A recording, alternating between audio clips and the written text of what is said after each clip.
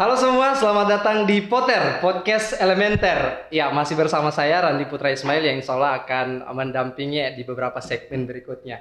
Ya, jadi sekedar informasi, ini adalah episode pertama kita di Potter ya. Dan sekarang saya sedang berada bersama dengan salah satu narasumber, yaitu Ketua, Ketua Umum HMS. Iya, Ketua Umum Himpunan Mahasiswa Jurusan Pendidikan Guru Sekolah Dasar. Siapa lagi kalau bukan Bung Wizram Tamala.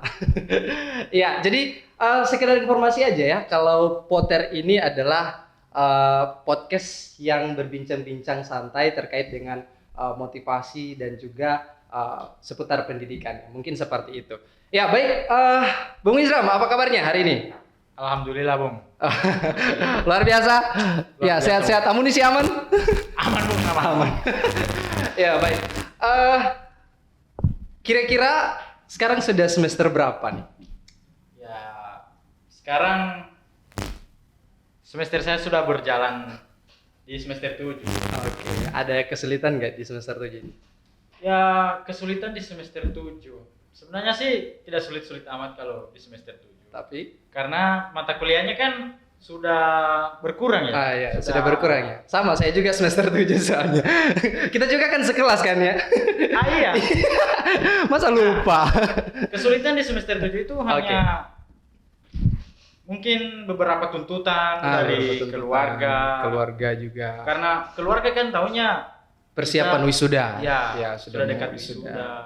Terus sudah siap. Soal persiapan itu belum terpikirkan lah. Oh, belum terpikirkan. Kita jalani proses dulu. Iya, tapi ngomong-ngomong kita sudah sampai di semester 7 padahal baru kemarin rasanya kita menjadi seorang mahasiswa baru ya. Baru kemarin saja kita seperti rasanya dibotak gitu kan. Iya. Ya, dulu kan sekelompok juga kan. Iya. Kalau seingat saya waktu itu ya, Bung Wizram ini orangnya tipikalnya itu pendiam, sangat pendiam waktu itu. Tapi sekarang beliau membuktikan walaupun dia pendiam, tapi dia sekarang sudah menjadi seorang ketua himpunan. Nah, gimana perasaannya menjadi seorang ketua himpunan? Ya, awalnya itu kan saya masuk ke daerah Gorontalo ini masih membawa adat dari daerah saya sendiri. Dari mana, Bung? Kalau saya dari Buol. Dari Buol. Di kecamatan apa? Mungkin Kecamatan Bunobogu.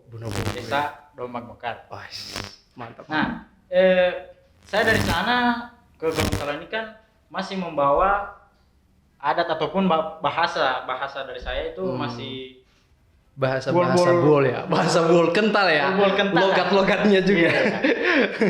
Nah, kenapa saya terkesan masih pendiam begitu? Pendiam. Karena saya itu masih mau beradaptasi, ya. melihat-lihat gimana cara bicara dari begitu ya. Takut salah ya, salah ngomongnya gimana. Oke. Tapi sedikit-sedikit sudah tahu bahasa Gorontalo. Ya, alhamdulillah sudah semester 7 di sini ya. Sudah mulai tahu. Tahu beberapa bahasa. Luar biasa. Ngomong jadi seorang ketua, sulitkah menjadi seorang ketua?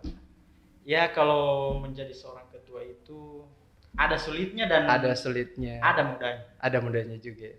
Ketika ada kesulitannya dalam menjadi ketua itu, bagaimana kita dilatih untuk berpikir keras. Berpikir keras. Kita harus seandainya di sebuah kegiatan, dalam merancang sebuah kegiatan, kita harus menyediakan konsep kita. Kita harus melahirkan konsep sendiri dulu. Tapi itu bantuannya juga dengan para pengurus yang lain gitu. Para pengurus yang lain juga. Gimana kalau pengurus yang lain, kalau pengurus di himpunan itu ada kinerjanya seperti apa kira-kira? Di kepengurusan kan ada banyak tipikal orang. Banyak tipikal orang. Semua kan dorang tidak sama. Tapi kalau misalnya ada tuh pengurus yang kerjanya tuh kayak misalnya hanya datang ketika di kegiatan, nggak ikut-ikut rapat. Nah, kira-kira cara menyikapinya dari seorang ketua itu seperti apa? Nah, di setiap kepengurusan kan ada yang super aktif lah, yang memang nggak gitu aktif di tidak begitu aktif ya. Terus saya menyikapinya kalau kalau memang mereka mau berproses dengan kita, mau bergabung dengan kita, oke, saya welcome. Dan kalau memang mereka berat hati ataupun tidak lagi mau untuk bergabung, ya saya tidak bisa memaksakan itu. Dikarenakan setiap orang kan punya jalur kesuksesannya masing-masing. Betul. Iya. Tapi di HMJ itu sendiri ada tidak pengurus yang seperti itu? Ada ya? Ya, atau di setiap organisasi ada ya? Semua organisasi pasti ada ya? Ya, pasti ada. Wah, memang ya susah ya, sulit ya menjadi seorang ketua. Gimana kalau, apalagi kalau misalnya ketika menyeimbangkan antara kesibukan pribadi, perkuliahan, dan juga keaktifan di organisasi, itu mungkin begitu sangat sulit juga ya. Tapi ada kiat-kiat nggak dari seorang ketua ketika menghadapi hal-hal yang seperti itu? Kalau dari saya sih tidak terlalu jalani aja gitu. Tidak terlalu menitik beratkan. Tidak terlalu menitik beratkan. Kita kalau memang di sebelah ataupun di urusan kita pribadi bertabrakan dengan urusan kita di organisasi, kita bisa utamakan dulu apa yang menjadi urusan kita yang memang utama. Urusan kita yang memang harus kita perjuangkan dahulu. Seperti urusan kita pribadi. Tapi ngomong-ngomong soal keluarga, apa keluarga tahu sekarang sudah menjadi seorang ketua ini di himpunan itu sendiri? Atau mungkin mereka sangat mendukung atau gimana dari pihak keluarga? Atau mungkin mereka nggak tahu? Nah, awalnya itu libur panjang semester. Panjang semester ini. Saya pulang ke kampung beberapa hari di sana, 1 minggu. 1 minggu. Sudah 1 minggu di sana. Saya bilang ke orang tua, saya bilang, ya Mak, saya mungkin nggak akan lama di kampung. Nggak akan lama di kampung. Iya. Berat juga ya kalau kita hanya sekejap saja bertemu dengan orang-orang di keluarga kita, apalagi ibu kita gitu kan. Nah, ketika saya bilang begitu ke mama ataupun keluarga saya, mereka bertanya-tanya. Mereka kan taunya ini libur panjang. Mereka taunya libur panjang. Terus saya berikan pengertian bahwasanya saya sudah diberikan tanggung jawab di sana untuk mengurus mahasiswa baru. Tapi mereka setuju. Dan alhamdulillah mereka welcome saja.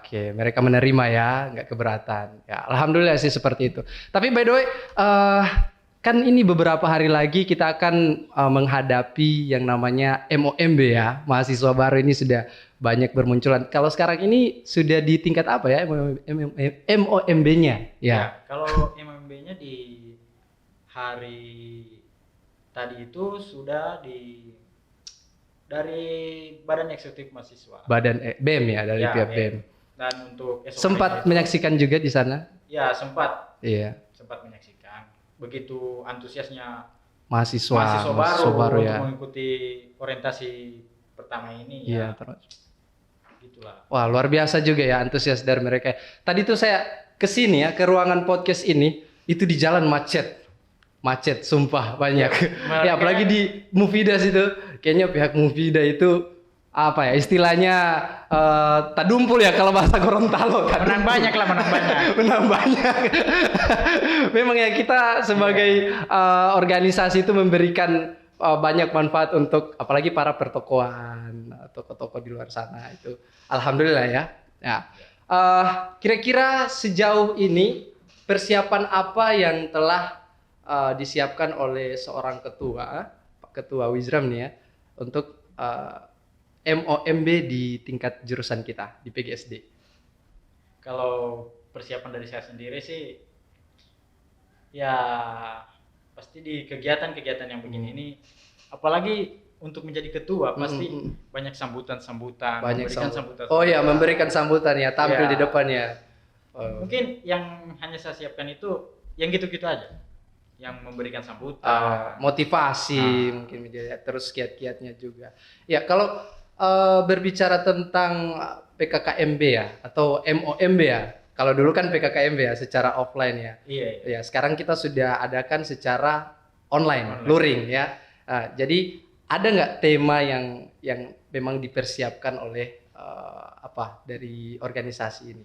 Nah, kalau di PKKMB tingkat jurusan sendiri, khususnya di jurusan PGSD itu kita mengangkat tema yaitu pendidikan, reformasi pendidikan dalam mewujudkan mahasiswa berkarakter, inovasi di Merdeka Belajar. Iya, latar belakangnya mungkin ada maknanya tersendiri di situ. Apa mungkin maknanya di dalam dari tema itu? Kenapa kami mengangkat tema ini? Karena beranjak dari keresahan-keresahan dari setiap dosen di beberapa angkatan di dua angkatan dari 2020 sampai 2021 kan PKKMB-nya online. Iya. PKKMB-nya online. Jadi pendidikan karakternya kurang terlalu kena. Iya, lebih ke karakter lagi ya. Kalau kemarin-kemarin kan kita MOMB-nya secara online, jadi kita nggak bisa bertatap secara langsung gitu. Teman-teman atau mahasiswa barunya berada di rumah, hanya sekedar duduk di depan komputer saja dan hanya melihat. Bahkan kita sampai menciduk ada beberapa yang hanya tidur gitu kan. Ya, betul sekali. Iya, dan sekarang mungkin insya Allah itu bakalan hilang ya. Mungkin kita akan meningkatkan lebih kedisiplinannya gitu ya. Tapi ngomong-ngomong terkait dengan mahasiswa baru, dulu kita juga kan sempat menjadi mahasiswa baru ya. Oke. Ya, kira-kira ada beda nggak sih antara waktu kita masih di SMA dan juga setelah kita menjadi seorang mahasiswa? Kira-kira dari seorang ketua, apa perbedaannya? Ya, kalau perbedaannya sih memang sangat berbeda sebenarnya. Kita di SMA, khususnya contohnya di perkuliahan ataupun menghadapi mata pelajaran. Kita di SMA itu seakan guru yang ngejar kita. Guru yang ngejar. Iya betul, saya juga mengalami seperti itu soalnya. Kalau kita kan ketinggalan pelajaran, apa begitu? Guru yang mengejar. Guru yang cari. Tapi kalau di perkuliahan beda. sempat kejar-kejaran dengan dosen. Ya, kalau itu memang sudah jadi. saya juga sempat mengalami hal seperti itu. Saya nampaknya seluruh mahasiswa mungkin pernah mengalami hal-hal yang seperti itu. Tapi itu bukan menjadi bahan untuk kita takut ya. Tapi itu bisa dijadikan sebagai bahan untuk kita lebih semangat lagi dalam menjalankan perkuliahan, untuk lebih semangat lagi membanggakan kedua orang tua kita seperti itu. Iya, dan biasanya kalau bicara terkait dengan organisasi masuk di dalam lingkungan perkuliahan itu kan banyak sekali organisasi, mulai dari BEM, dari Senat dan juga mahasiswa. Jurusan ya seperti itu. Banyak kan mahasiswa baru ini kan tertarik ya, ingin mengasah lagi cara bicaranya, ingin mengasah lagi menggali lagi potensi yang ada dalam diri mereka. Nah, biasanya tuh mereka ingin tuh masuk dalam organisasi. Nah, tapi ada beberapa kasus di mana berasal dari keluarga mereka. Misalnya nih, ketika anak itu pingin masuk organisasi, terus orang tuanya tidak mengizinkan. Katanya kalau masuk organisasi itu kamu bakalan lama kuliahnya, kamu bakalan nggak tuntas nilainya, kamu bakalan lebih terfokus pada kegiatan-kegiatan daripada nilai-nilai di kampus seperti itu. Nah, kira-kira tanggapannya dari seorang ketua nih, dari Pak Ketua gimana? Oke. Kalau terkait yang begitu, sebenarnya saya juga mengalami. Mengalami juga. Mengalami. Awalnya ketika masuk di himpunan, mahasiswa jurusan pendidikan guru sekolah dasar ini, saya tidak langsung memberitahukan ke keluarga. Terus ke siapa? Nah, simpan dulu sendiri ya, disimpan sendiri dulu. Nah, awalnya kan saya masih diam-diam untuk ikut kader di himpunan. Berarti orang tua tidak tahu. Ya, belum tahu lah. Terus pada saat sudah masuk, nanti itu setelah masuk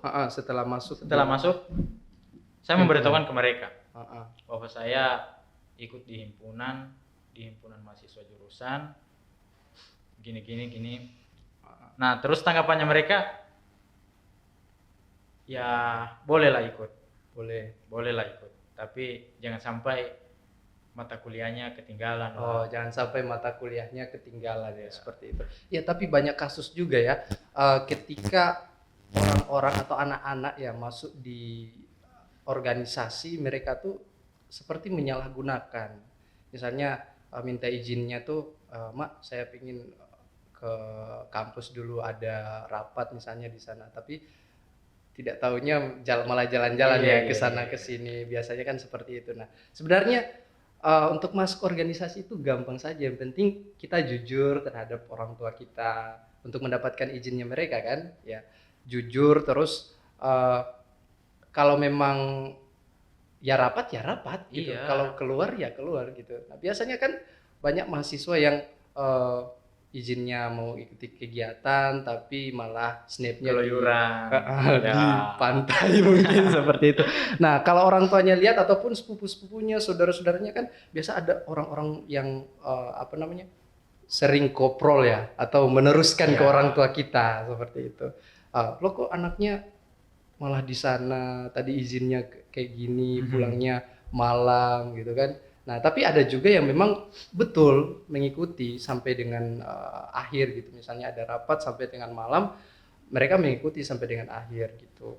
Nah, biasanya anak-anak seperti itu adalah anak-anak yang memang ingin bersungguh-sungguh dalam menggali potensinya seperti itu.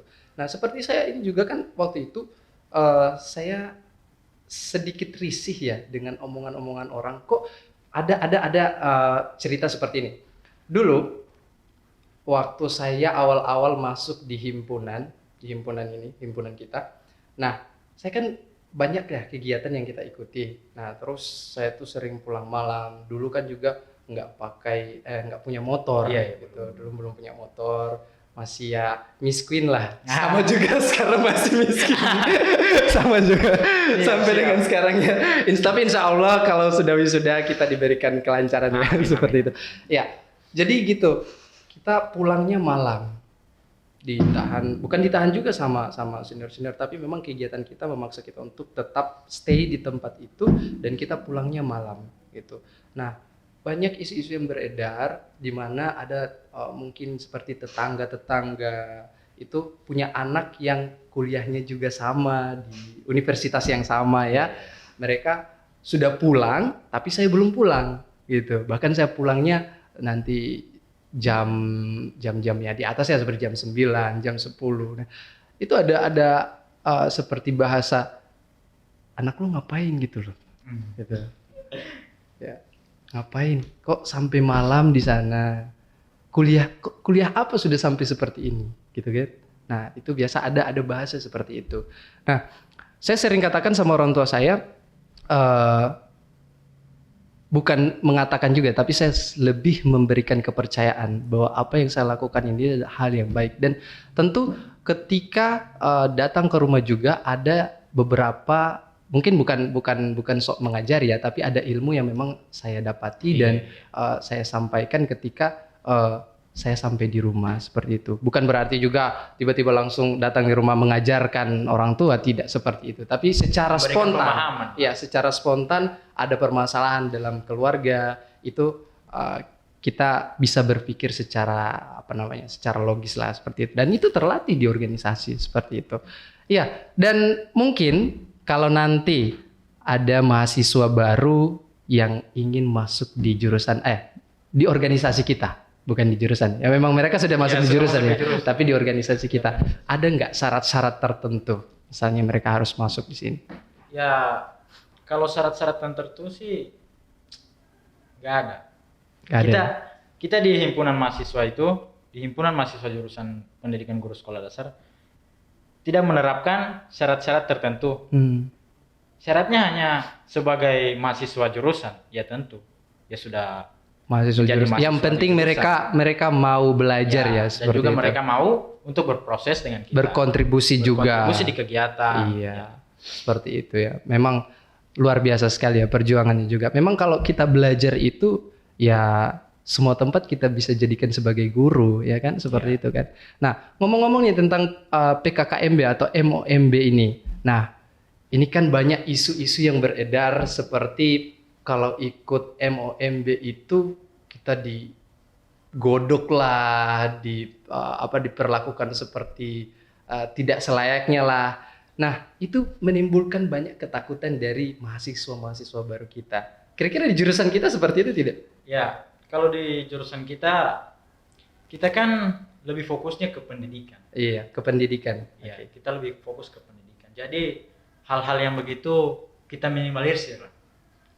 Kita tiadakan ya untuk penggodokan, apalah begitu. Pokoknya perpeloncoan. Mungkin lebih kayak melatih mental mereka ya, melatih mental biar lebih berani lagi. Ya karena dulu itu ada, masih ingat nggak?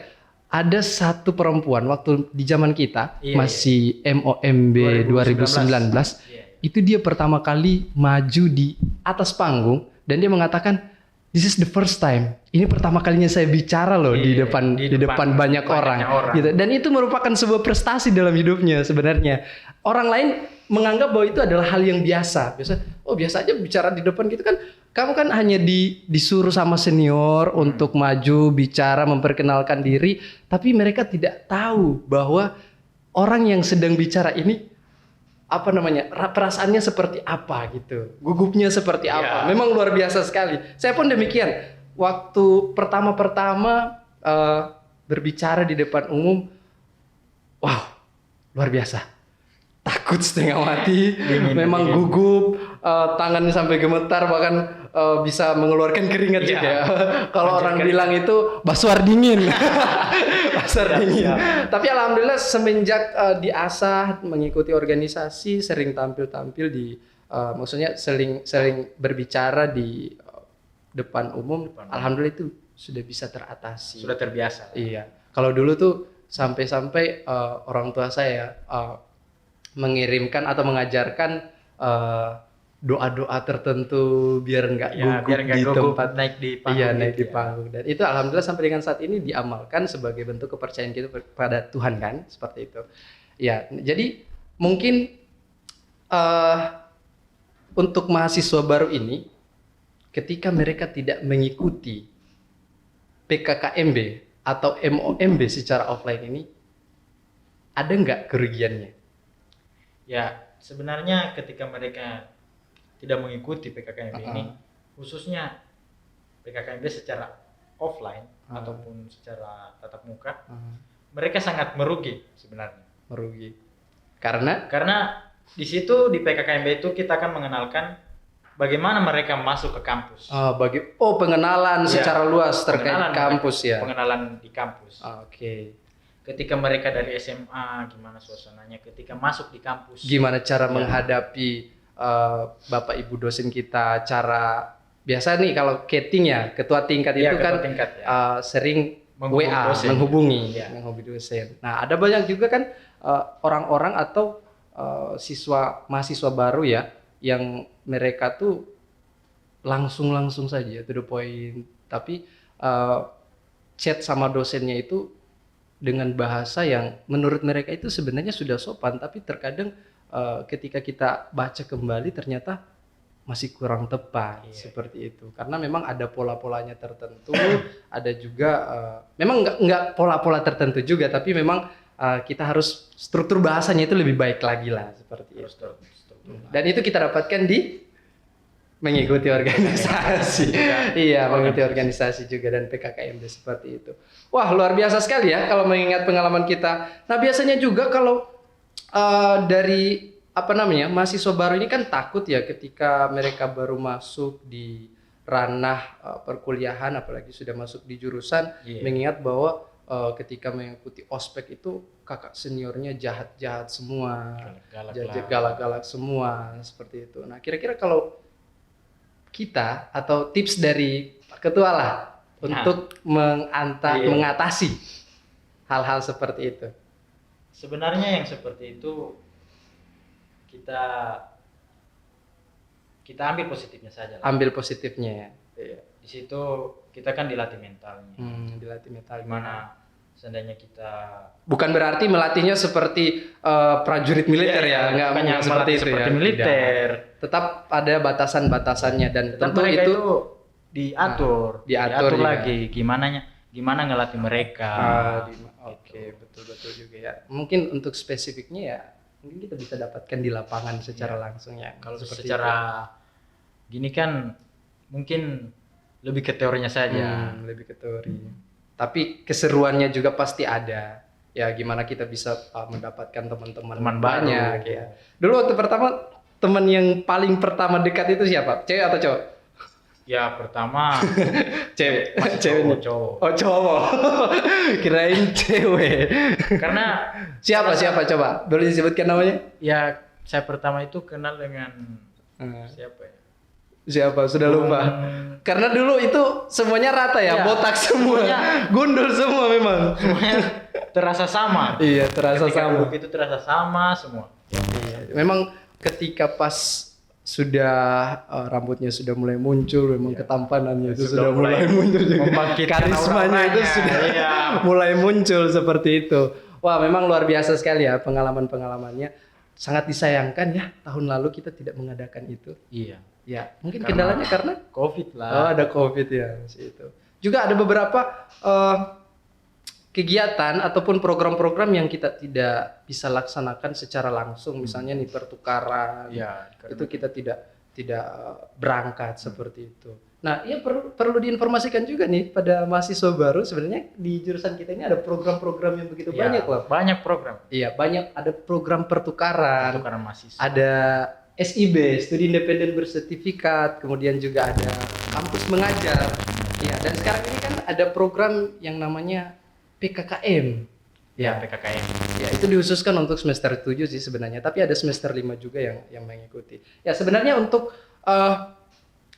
menjadi seorang mahasiswa itu tidak perlu ya, mungkin tidak perlu amat kita terlalu pintar ya. Iya sih. Iya, yang penting kita aktif. Cukup aktif saja. Kita aktif, kita kerjakan seluruh tugas-tugas yang diberikan oleh dosen. Kemudian kita mengikuti proses perkuliahannya, tidak terlambat dan lain-lain. Itu saya pikir sudah nilainya sudah aman seperti itu. Tidak terlalu membuat pusing. Iya, tidak terlalu membuat pusing. Karena memang banyak mahasiswa baru itu kayak gimana ya? Awal perasaan kita masuk belajar, proses belajar mengajar itu ternyata kita masuk terlebih dahulu gitu. Terus dosennya kalau misalnya kita telat sedikit bisa jadi alfa seperti itu kan kira-kira. Nah, biasa ada mahasiswa yang tidak bisa beradaptasi dengan hal itu karena terbiasa di waktu masih SMA. Sebenarnya juga kan di momen-momen yang begitu kita harus ambil positifnya gimana? Iya, ambil positifnya, melatih kedisiplinan juga. Kedisiplinan ya. Iya, betul sekali. Ya, memang ya luar biasa sekali ya. Tapi ada nggak pesan untuk para mahasiswa baru kita di tahun 2022 ini? Ya, kalau untuk pesan-pesan sih tidak terlalu banyak. Tidak terlalu banyak. Cuman kalau untuk mahasiswa baru ini silahkan jalani proses.